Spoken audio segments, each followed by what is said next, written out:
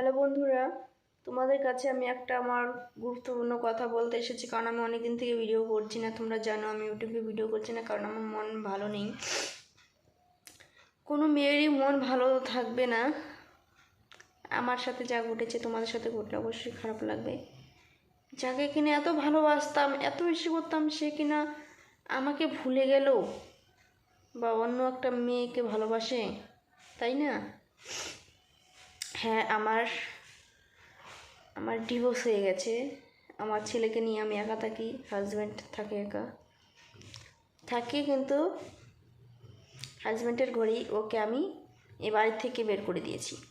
ঠিক আছে, কিসের জন্য বের করব না? ও যদি অন্য কারোর সাথে থাকে, ও অন্য জায়গায় গিয়ে থাকতে পারে, কিন্তু এই ঘরটা আমার ছেলে, যেহেতু আমার ছেলে আছে, তার ভবিষ্যৎ আছে, তার জন্য আমি আমার ছেলেকে ছাড়া আমি এই ঘর ছাড়া আমি কোথাও যাবো না। তো একটা ঘর তো ব্যাস, কোনো ব্যাপার না। যখন ছেলে বিয়ে করাবো তখন ছেলেকে ঘরটা দিয়ে দেবো, আর আমি বাইরে থেকে নেব। আর যখন ছেলে বড় হবে তখন তো মায়ের খেয়াল রাখবে, তাই না?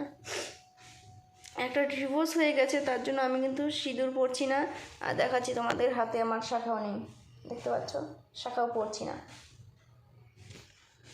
ঠিক আছে, স্বামীর থাকা সত্ত্বেও কেন শাখা সিঁদুর পরছি না, আমি এটাই ক্লিয়ার করছি। আমার ডিভোর্স হয়ে গেছে, বরকে ডিভোর্স দিয়ে দিয়েছি। ওর সাথে আমার সংসার করতে আর ভালো লাগে না, আর আমি ওর সাথে আমি সংসার করতেও চাই না। ঠিক আছে, তো তোমরা কে কে আমার পাশে আছো আমি জানি না। তো তোমাদের কাছে হাত জোড় করে রিকোয়েস্ট করছি, তোমরা আমাকে একটু সাপোর্ট করো, একটু ভালোবাসা দিও, যাতে আমি আমার ছেলেকে মানুষের মতো মানুষ করতে পারি।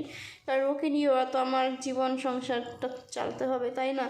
আর একা একা একটা মায়ের যে কতটা কষ্ট হয় তার সন্তানকে মানুষ করতে, সে একটা মাই জানে, বাবা ছাড়া। তো আমি এখনও জানি না আমি কী কাজ করে ছেলেকে খাওয়াবো বা কীভাবে আমি সংসারটাকে চালাবো, আমি কিছুই জানি না সত্যি। তাই তোমাদের কাছে আমি হাত জোড় করে বলছি, তোমরা আমার একটু পাশে থেকো, আমাকে একটু সাপোর্ট করো, যেন আমি আমার সামনের দিনগুলোতে যেন আমি আমার ছেলেকে নিয়ে ভালো থাকতে পারি বা ভালোভাবে চলতে পারি, ওকে কিছু একটা ভালো খেতে দিতে পারি। কারণ আমি কি কাজ করব বলো, কি কাজ করব? এত কম বয়সে কোথায় গিয়ে কাজ করব?